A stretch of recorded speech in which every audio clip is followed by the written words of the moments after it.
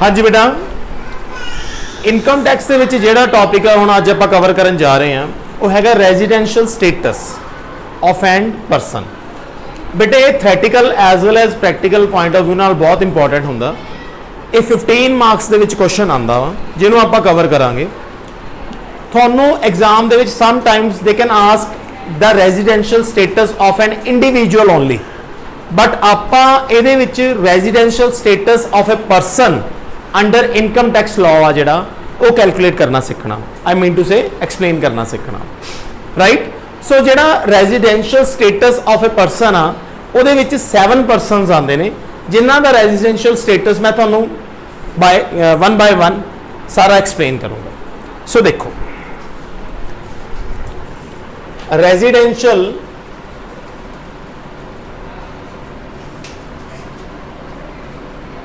Status of a person, residential status of a person दे विच राजे सब तो पहला जिहड़ा आपां रेजिडेंशियल स्टेटस करांगे वो करांगे इंडिविजुअल दा। इंडिविजुअल मतलब a living being,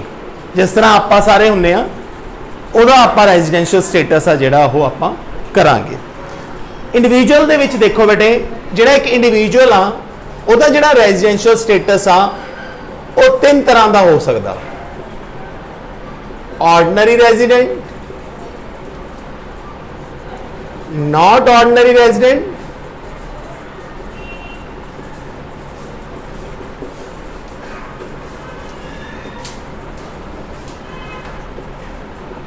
non resident.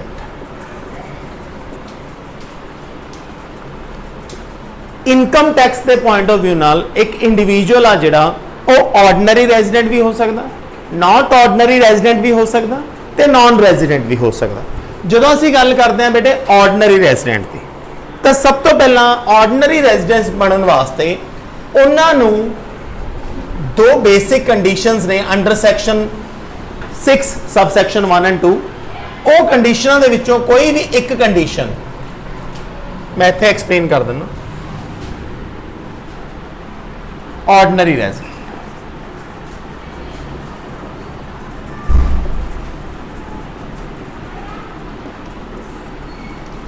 दो बेसिक कंडीशंस ने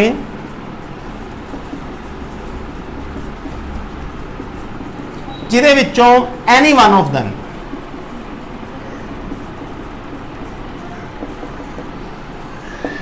आपां सैटिस्फाई करनी। पहला वो कंडीशन की आ कि ऑर्डनरी रेजिडेंट बनने वास्ते थोड़ा जिहड़ा स्टे आ 182 डेज और मोर होना चाहिए वा प्रीवियस ईयर दे विच। The previous year means that is that year जिहदा तुसीं टैक्स पे करना, राइट। प्लस और जे तुहाडा स्टे 182 डेज और मोर नहीं हैगा दैन तुहाडा स्टे 60 डेज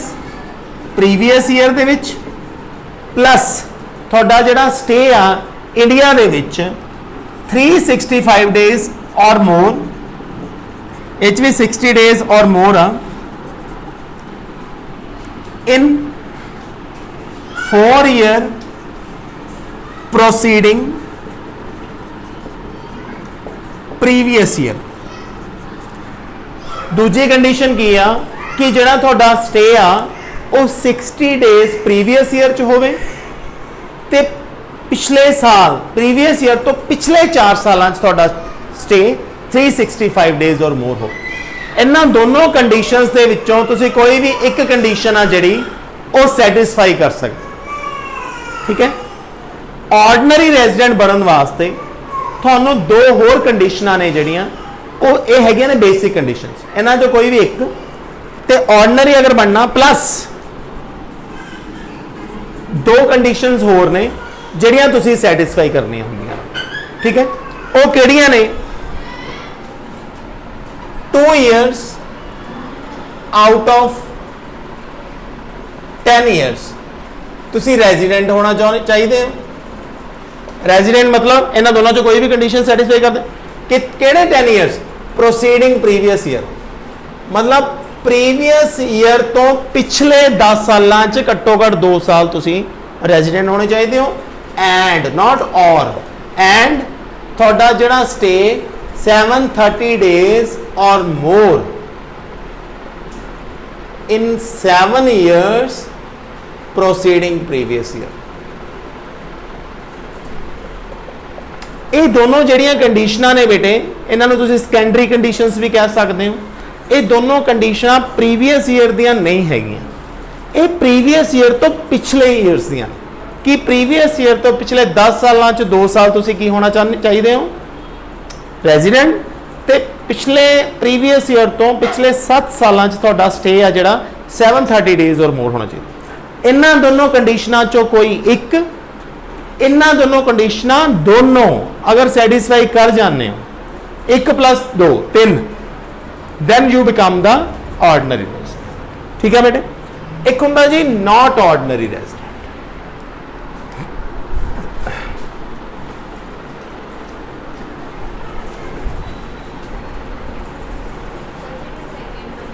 हाँ जी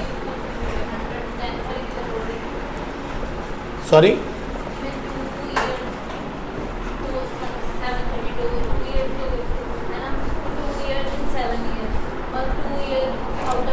नो ਇਹਦੇ ਵਿੱਚ ਜਿਹੜਾ ਹੈਗਾ ਨਾ ਉਹਦੇ ਚ देयर मे बी चांस कि ਜਿਹੜੇ 730 7 ਸਾਲਾਂ ਚ ਅਗਰ ਤੁਸੀਂ ਇਹ ਟੋਟਲ ਉਹਦੇ ਚ ਕੰਟੀਨਿਊਸਲੀ ਇਹ ਵੀ ਕਹਿ ਸਕਦੇ ਹੋ ਐਂਡ ਮੋਰ ਓਵਰ ਉਹਦੇ ਚ 10 ਸਾਲ ਸਮ ਟਾਈਮਸ ਕੀ ਹੁੰਦਾ ਵਾ 8ਵੇਂ 9ਵੇਂ ਸਾਲ ਚ ਉਹਨੇ ਪੂਰੇ ਕੀਤੇ ਹੁੰਦੇ ਆ। ਪੁਆਇੰਟ ਫੋਲੋ ਕੀਤਾ ਨਾ मैं ਤਾਂ ਹੀ ਕਹਿ ਰਿਹਾ ਨਾ मैं यही तो कहना चाहना अगर किसी बंदे ने आ कर ली देयर माइट भी चांस कि वो कंडीशन सैटिस्फाई होगी हो सकता I am agree with it but might be ना भी हो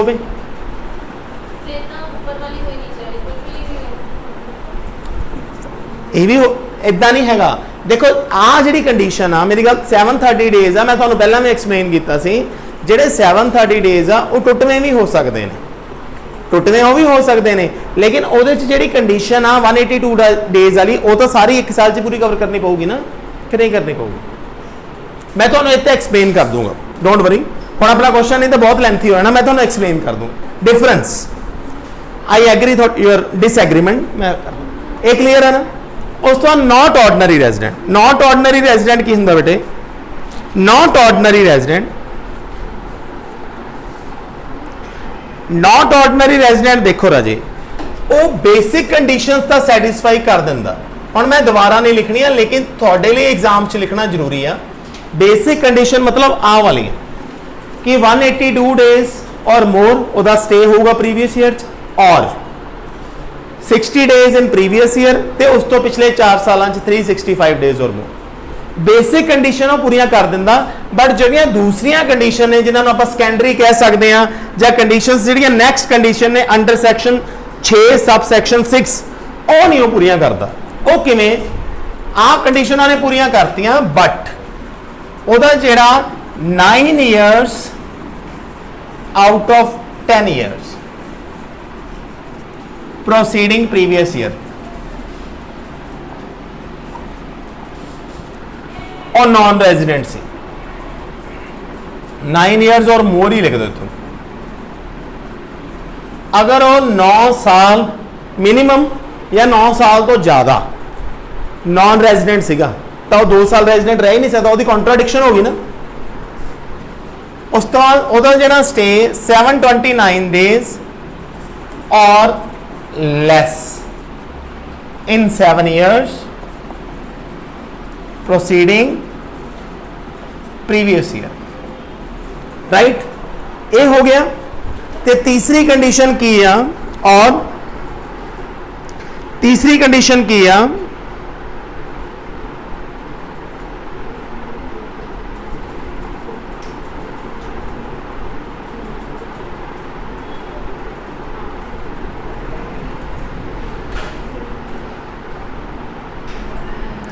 he is a citizen of India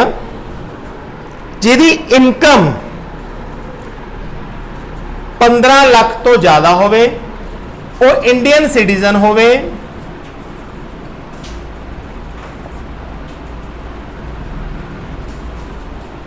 ਤੇ ਉਹਦੀ ਨੋ ਫੋਰਨ ਇਨਕਮ।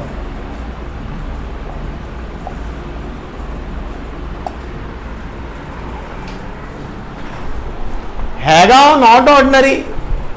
हैगा नॉट ऑर्डनरी जी आ, लेकिन आ भी कंडीशन हैगी आ। ये तिन्ने कंडीशन हो, मैं दोबारा रिपीट करदा जी, I will repeat it once again कि आ बेसिक कंडीशंस वो सैटिस्फाई कर दिंदा, लेकिन जिहड़ियां सैकेंडरी कंडीशन आ उहदे च जिहड़ी पहली कंडीशन आ कि वो 9 साल 10 सालां दे विचों की हुंदा वा नॉन रेजिडेंट,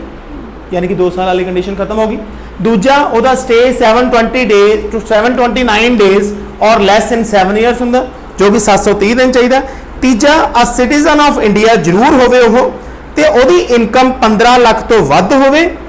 ठीक है, पिछले साल दी as explain, and who is been India for a period amounting to 120 days और more but less than 182 days. आ नाल जरूर प्रीवियस ईयर चो 120 दिन तो ज्यादा बट 182 दिन तो घट रहा हो। ये 3 कंडीशन ने जी, ठीक है। इन्ना च अगर एक भी कंडीशन हैगी आ तो नॉट ऑर्डनरी रेजिडेंट बन गया, ठीक है ना। 120 दिन तो वो ज्यादा रहा होवे प्रीवियस ईयर च, ते 182 दिन तो घट 182 डेज तो घट। सेम समझ आ गई बेटे, ठीक है। तो की बन जाता नॉट ऑर्डनरी, ठीक है। उस तो बाद तीजा जिहड़ा हैगा वा नॉन रेजिडेंट। नॉन रेजिडेंट कदों बनता वा जदों तुसीं बेसिक कंडीशंस भी सैटिस्फाई नॉट नहीं करते। बेसिक कंडीशन मतलब तुसीं पिछले साल तुहाडा स्टे 182 दिन या उस तो घट सीगा, ते हुण तुहाडे दिमाग 'च ना एक क्वेश्चन आना चाहिए सीगा बच्चों कि सर फिर वो बेसिक कंडीशन किवें सैटिस्फाई कर गया जे ਉਹਦਾ स्टे 182 दिन तो घट सी प्रीवियस ईयर च, क्योंकि आ कंडीशन तो यही कहती है कि ਉਹਦੀ 15 ਲੱਖ तो इनकम होनी चाहिए ਵੱਧ, फॉरन इनकम ਉਹਦੀ होनी नहीं चाहिए, ਉਹਦਾ प्रीवियस ईयर च स्टे 120 दिन तो ਵੱਧ ਹੋਵੇ 182 दिन तो घट। फिर वो आ किवें कर गया? देयर माइट भी चांस वो आ कर गया हो, आ भी तो कंडीशन हैगी है ना, जरूरी तो नहीं सारे आही पूरी करनगे, बेसिक की पता आ कर गया हो। समझ आया? 101% आ तीसरे केस च उन्हें बेसिक आही की होगी, क्योंकि जो स्टे ही 182 दिन तो घट, ਇਹਦਾ मतलब उन्हें आही की होगी। बेसिक आ कर लूगा, दूजा कंडीशन वो बन गई, ठीक है बेटे, क्लियर है। नॉन रेजिडेंट पता लग गया। नॉन रेजिडेंट मतलब जो तुसी बेसिक कंडीशन कोई एनीवन सैटिस्फाई नहीं करता। Is it clear to you और नॉट? Is it clear? हाँ जी, okay, should I raise it? Next जो मैं तुहानू रेजिडेंशियल स्टेटस करवा रहा ना बेटे, वो बहुत सारिया ऑर्गेनाइजेशनों का मैं इकट्ठा करा देना, जिदा क्योंकि इनकम टैक्स के पॉइंट ऑफ व्यू ना परसन दे विच इंडिविजुअल तो अलावा AOP भी आती है जिन्होंने एसोसिएशन ऑफ परसन कहते हैं, BOI भी आती है जिन्होंने बॉडी ऑफ इंडिविजुअल कहते हैं, फॉर्म भी आती है जिन्होंने पार्टनरशिप एक्ट के अंडर बनी होंगी है, लोकल अथॉरिटी भी आती है जिस म्यूनसिपैलिटी वगैरह आ जाती है,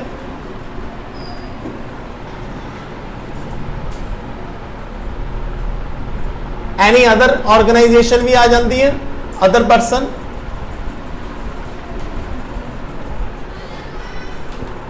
association of person, artificial judicial person भी आ जाता है। इन्हां सारिਆਂ ਦਾ रेजिडेंशियल स्टेटस सेम हुंदा, या तो ये ऑर्डनरी रेजिडेंट होणगे या ये नॉन रेजिडेंट होणगे।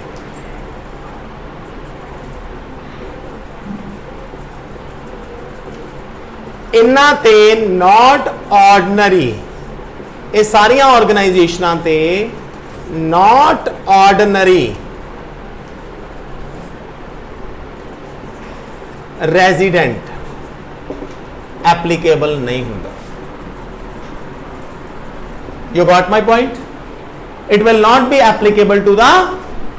these organization या तो ऑर्गेनाइजेशन ऑर्डनरी होंगे या की होंगे ऑर्डनरी मतलब रेजिडेंट होंगे या नॉन रेजिडेंट मतलब नॉट ऑर्डनरी ऑर्डनरी का कोई कंसैप्ट ही नहीं resident non resident right resident कदों बनदियां ने ऑर्डर जदों इन्हां दी मैनेजमेंट दा control partially management and control partially और Holi in India when the control of the management and the management who is controlling these organization are existed in India and that organization had been controlled from India whether partially or wholly चाहे अद्धा control India च होवे चाहे पूरा control India च होवे ठीक है अद्धा भी चल जाएगा then it become the ordinary and when in what cases they will become the non-resident when the control is wholly outside India इन्नी की कहानी है जी this is the story when the control is wholly outside India then they become non-resident as far as the control is concerned if it is partially in India partially might be outside the of the country हो सकता वा अद्धा इत्थे अद्धा बाहर but in that case अद्धा भी इत्थे हैगा वा देने की बन गई ऑर्डिनरी रेजिडेंट ठीक है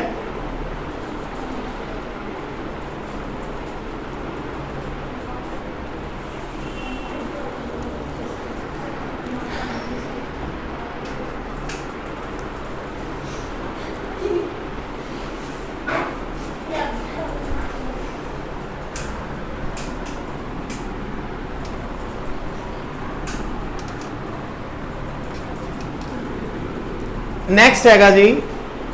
residential status of a Hindu undivided family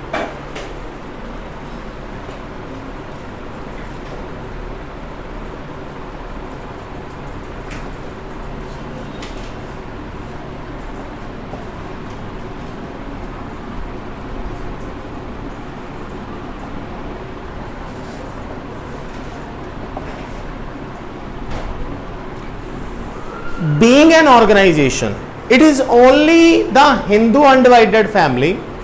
who can claim the status of not ordinary resident सिर्फ यही एक ऑर्गेनाइजेशन आ जिहड़ी ऑर्गेनाइजेशन होने दे बावजूद नॉट ऑर्डिनरी रेजिडेंशियल स्टेटस का लाभ उठा सकती है बट किवें ऑर्डिनरी बनने वास्ते बेसिक कंडीशन की आ कि इस ऑर्गेनाइजेशन हिंदू अनडिवाइडेड फैमिली का कंट्रोल एंड मैनेजमेंट पार्शली और होली इन इंडिया होना चाहिए ये होगी जी basic condition plus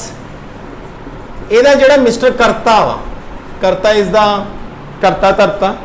who is the person who is doing all the duties of an Hindu undivided family the eldest person of that family ਉਹ secondary condition satisfy ਕਰ ਮਤਲਬ basic condition ਆ ਵਾ plus ਜਿਹੜੀ ਸੈਕੰਡਰੀ ਕੰਡੀਸ਼ਨ ਆ mister ਕਰਤਾ ਵਾ ਜਿਹੜਾ ਉਹਦਾ ਜਿਹੜਾ 2 ਸਾਲ ਆਊਟ ਆਫ 10 years ਉਹਦਾ ਜਿਹੜਾ ਸਟੇ ਆ स्टे नहीं सॉरी वो रेजिडेंट होना चाहिए प्रोसीडिंग प्रीवियस ईयर पिछले साल की नहीं मैं गल कर रहा प्रीवियस ईयर के पिछले 10 सालों 2 साल सेम कंडीशन जो इंडिविजुअल पढ़ी थी आप एंड 730 डेज और मोर स्टे होना चाहिए इन 7 ईयर्स प्रोसीडिंग प्रीवियस ईयर तो पिछले 7 सालों जो स्टे आ 730 ਜਾਂਦੇ ਉਸ ਤੋਂ ਬਾਅਦ ਹੋਣਾ ਚਾਹੀਦਾ ਅਗਰ ਉਹ ਸੈਟੀਸਫਾਈ ਕਰ ਦਿੰਦਾ ਆ ਕੰਡੀਸ਼ਨ ਤਾਂ ਸੈਟੀਸਫਾਈ ਕਰਨੀ ਹੈ ਬੇਸਿਕ ਪਲੱਸ ਉਹਦਾ ਕਰਤਾ ਦੋਨੋਂ then the company Hindu undivided family will become ordinary not ordinary ਮਤਲਬ ਬੇਸਿਕ ਕੰਡੀਸ਼ਨ ਸੈਟੀਸਫਾਈ ਕਰਤੀ ਕੰਟਰੋਲ ਆ ਜਿਹੜਾ ਉਹ ਪਾਰਸ਼ਲੀ ਔਰ ਹੋਲੀ ਇਨ ਇੰਡੀਆ ਇਹ ਹੈਗੀ ਆ ਪਹਿਲੀ ਕੰਡੀਸ਼ਨ ਸੈਟੀਸਫਾਈ ਆ ਬੇਸਿਕ ਕੰਡੀਸ਼ਨ ਸੈਟੀਸਫਾਈ ਆ ਬਟ ਜਿਹੜਾ ਕਰਤਾ ਵਾ ਉਹ 9 years out of 10 years non resident ਆ ਔਰ ਉਹਦਾ ਜਿਹੜਾ ਸਟੇ ਆ 729 days or less in 7 years, right? So in that case एक दोनों चीज़ां ने ਜਿਹੜੀਆਂ मैं ਤੁਹਾਨੂੰ ਦੱਸ देना when I am talking about 7 years ਜਦੋਂ मैं 7 ਸਾਲਾਂ ਦੀ ਗੱਲ ਕਰ ਰਿਹਾ when I am talking about 10 years they all are the years preceding the previous year पिछले साल previous year तो पिछले 10 साल previous year तो पिछले 7 साल is it clear to you ਬੱਚਿਓ ਇਹਨੇ ਭਾਈ ਨਹੀਂ ਕੀਤੀ ਬੇਸਿਕ ਤੇ ਨਾਨ ਰੈਜ਼ੀਡੈਂਟ ਕਦੋਂ ਹੁੰਦਾ ਜਦੋਂ ਕੰਟਰੋਲ ਹੋਲੀ ਆਊਟਸਾਈਡ ਇੰਡੀਆ ਇੰਨੀ ਇੱਕ ਕਹਾਣੀ ਸੀ ਕਲੀਅਰ ਠੀਕ ਹੈ ਜੀ ਇਹ ਮੈਂ ਤੁਹਾਨੂੰ ਕਰਾਇਆ residential status of Hindu undivided family last ਹੈਗਾ residential status of a company is it clear to you ਠੀਕ ਹੈ ਨੈਕਸਟ ਹੈਗਾ residential status of a company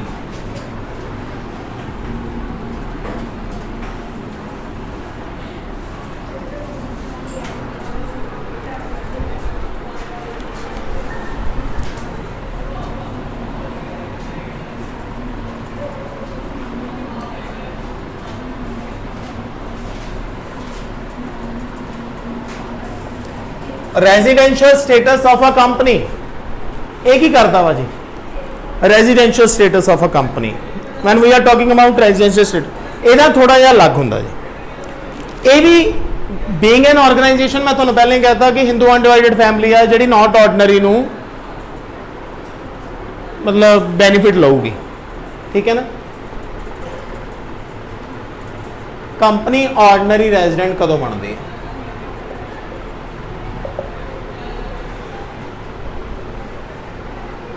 not ordinary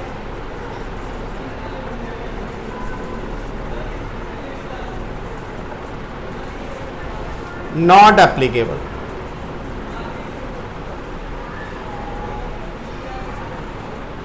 company not ordinary नहीं हुंदी नॉन रेजिडेंट हाँ जी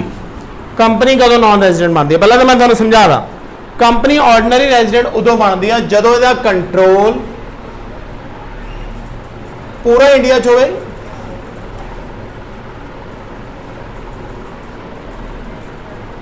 एंड दूसरा कंपनियां जिहड़ी ओह इंडियन कंपनी होवे एज देखो तुसी हिंदू अनडिवाइडेड फैमिली च भी देखिया बाकी ऑर्गेनाइजेशनां च भी देखिया कंट्रोल पार्शली भी चल जाता partially control are also allowed then when we are talking about company every Indian company incorporated under Indian law is deemed under any law of the country is a resident company ठीक है ना ते ਉਹਨੂੰ resident ਮੰਨਿਆ ਜਾਂਦਾ ਤੇ ਜਿਹੜਾ control understood ਜੀ ਗੱਲ ਆ ਬੇਟੇ ਇਹ ਬਾਏ ਮੈਂ ਤੁਹਾਨੂੰ ਉਸ ਦਿਨ ਵੀ ਸਮਝਾਇਆ ਸੀ if the company is registered under India then it will be controlled from India ਕਦੇ ਵੀ ਅਸੀਂ ਬਾਹਰਲਿਆਂ ਨੂੰ ਨਹੀਂ ਰਾਈਟ ਦਵਾਂ ਤਾਂ ਦੂਜੀ ਕੰਡੀਸ਼ਨ ਆਟੋਮੈਟਿਕਲੀ ਹੋ ਜਾਂਦੀ ਆ ਅਗਰ ਤੁਹਾਡੀ ਇੰਡੀਅਨ ਕੰਪਨੀ ਹੈ अगर थोड़ी foreign company however any other company which is incorporated outside India having turnover more than 50 crore shall be regarded as a resident of India if its place of management is in India मैं दोबारा repeat करदा वो कहंदे and ਜਿਹੜੀ foreign company है foreign company ਕਿਹੜੀ ਹੁੰਦੀ ਹੈ ਜਿਹੜੀ रजिस्टर्ड आउटसाइड इंडिया ਉਹ ਤਾਂ ਹੀ ਹੋਊਗੀ एक तो ਉਹਦੀ ਜਿਹੜੀ ਟਰਨਓਵਰ ਆ ਮੋਰ ਦੈਨ 50 ਕਰੋੜ ਹੋਣੀ ਚਾਹੀਦੀ ਹੈ ਉਹ ਵੀ ਰੈਜ਼ੀਡੈਂਟ ਬਣ ਜੂਗੀ ਤੇ ਦੂਸਰਾ ਉਹਦਾ ਜਿਹੜਾ ਕੰਟਰੋਲ ਮੈਨੇਜਮੈਂਟ ਆ ਉਹ ਇੰਡੀਆ 'ਚ ਹੋਣਾ ਕਹਿਣ ਦਾ ਮਤਲਬ ਰਜਿਸਟਰਡ ਜ਼ਰੂਰ ਬਾਹਰ ਆ ਤਾਂ ਹੀ ਉਹ ਫੋਰਨ ਕੰਪਨੀ ਆ ਜਿੱਦਾਂ ਫੋਰ ਐਗਜ਼ਾਮਪਲ ਕੋਕ ਹੋ ਗਿਆ ਇਹ ਸਾਰੀਆਂ ਆਰਗੇਨਾਈਜੇਸ਼ਨ 50 ਕਰੋੜ ਤੋਂ ਵੱਧ ਅਗਰ ਇਹਨਾਂ ਦੀ ਸੇਲ ਆ being a foreign company in spite of being a foreign company ਇਹਨਾਂ ਨੂੰ ਆਰਡੀਨਰੀ ਰੈਜ਼ੀਡੈਂਟ ਹੀ ਮਿਲੇ क्योंकि इन्हों की जी मैनेजमेंट आ जोड़े इन्होंने प्लांट लगाए हुए वो India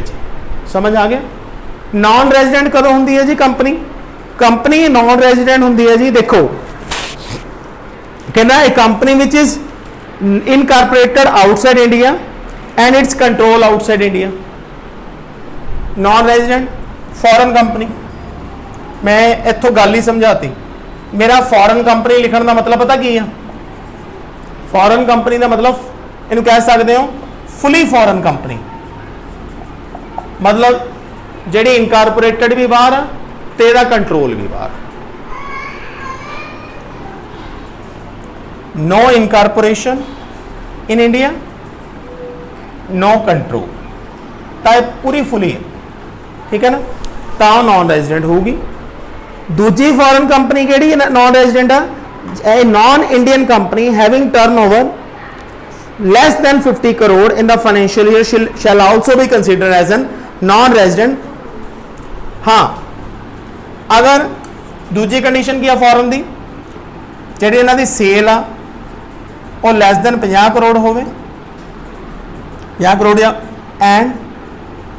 then it become the foreign company in spite of control in India।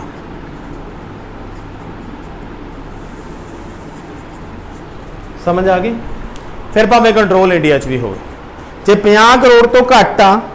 ठीक है ना, 50 crore any other company shall be non resident irrespective of its effective management. अगर 50 करोड़ तो घट तो उन्होंने नॉन रेजिडेंट का ही नाम दिता जाएगा। समझ आ गई है जी कंडीशन। मैं दोबारा रिपीट कर देना, उस तो बाद मेरा एक क्वेश्चन अबाउट टू क्लोज है जी। कंपनी रेजिडेंट उदों बनती है जी, कंपनी देखो इंडियन कंपनी, मैं कहना की चाहना इंडियन कंपनी भी रेजिडेंट हो सकती है, फॉरेन कंपनी भी रेजिडेंट हो सकती from tax point of, but Indian ਲਈ इंडियन कंपनी होनी चाहिए, मतलब रजिस्टर्ड होनी चाहिए, तो कंट्रोल इंडिया होना चाहिए। रजिस्टर्ड का कंट्रोल इंडिया ही होंगे, क्लीयर। जो मैं इंडियन कंपनी, फॉरेन कंपनी भी ऑर्डनरी रेजिडेंट होनी चाहिए, लेकिन हो सकती है, सॉरी वो की होना चाहिए, लेकिन जो थोड़ी मैनेजमेंट आ वो इंडिया होनी चाहिए,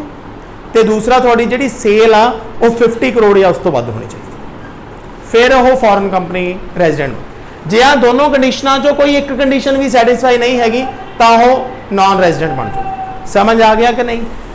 तो जी प्योरली फॉरन आ वो तो है ही नॉन रेजिडेंट। समझ आ फॉरन कंपनी रेजिडेंट तां ही बनूगी अगर दोनों कंडीशन है। हुण ये एक तो सैटिस्फाई है, कंट्रोल तो इंडिया च लेकिन 50 करोड़ तो घट। So this is all about your residential status of a person, जिहदे विच 7 चीज़ां आउंदियां ने, individual, Hindu undivided family, company, AOP, BOI, local authority, artificial judiciary. ठीक है, थैंक यू सो मच।